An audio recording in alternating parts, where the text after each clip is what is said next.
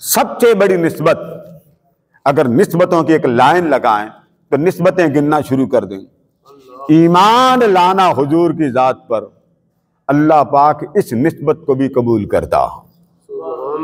ایمان بالرسول کو، ایمان بالمصطفیٰ کو، مصطفیٰ پر ایمان لے آیا۔ مشکات شریف میں حدیث موجود، میں سنا چکا ہوں، جنگ ہو رہی تھی، ایک کافر آیا، اس نے دیکھا جنگ ہو رہی ہے، لڑنے آیا ہے۔ یہ ذرا بات سمجھتے جائیں تاکہ واقعات بھی ساتھ آپ کو سماعت کے نظر کرتا جاؤں۔ جنگ آیا ہے لڑنے، حضور کے خلاف لڑنے آیا، سواری پہ ہے۔ اسے پتا چلا کہ یہ سامنے ان کا سپہ سالار ہے۔ اس نے سواری پر ہی بیٹھے بیٹھے پوچھا کہ اے محمد صلی اللہ علیہ وآلہ وسلم، اگر میں آپ کا کلمہ پڑھ لوں، اگر میں آپ کا کلمہ پڑھ لوں مجھے کس شے کی ضمانت دو گے؟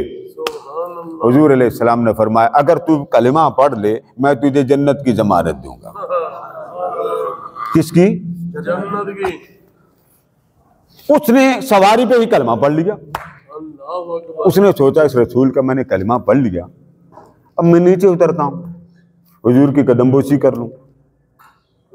شان دیکھیں، حضور کھڑے ہیں، زمین پر کھڑے، آپ سوار نہیں، سواری پر وہ آیا۔ یہ بات ذرا پوری توجہ سے سن۔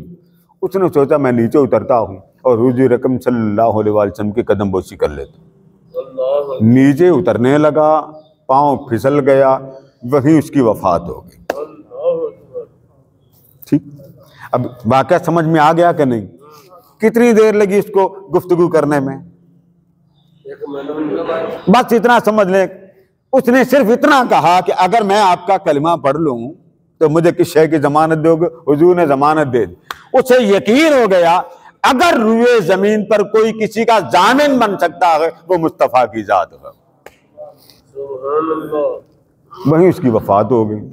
اب ذرا بتائیے، نماز اس نے، اس کے وضو کی خبر نہیں، نماز تو بات کی بات، اسے رب کی ربوبیت کا کیا پتا، اسے اتنا پتا اسے محمد کہتے ہیں بس۔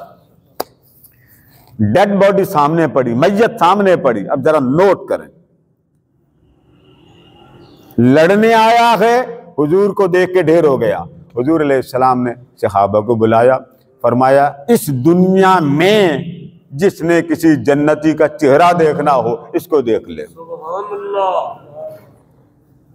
نماز ایک نہیں پڑھی، وضو اس کو کرنے کی سعادت نہیں ہوئی کہ حضور کے پیچھے وضو کر لے، اسے پتہ ہی نہیں وضو کیا بلا، صرف کیا کیا، حضور پر ایمان لایا۔ تو ایمان لانا بھی ایک نسبت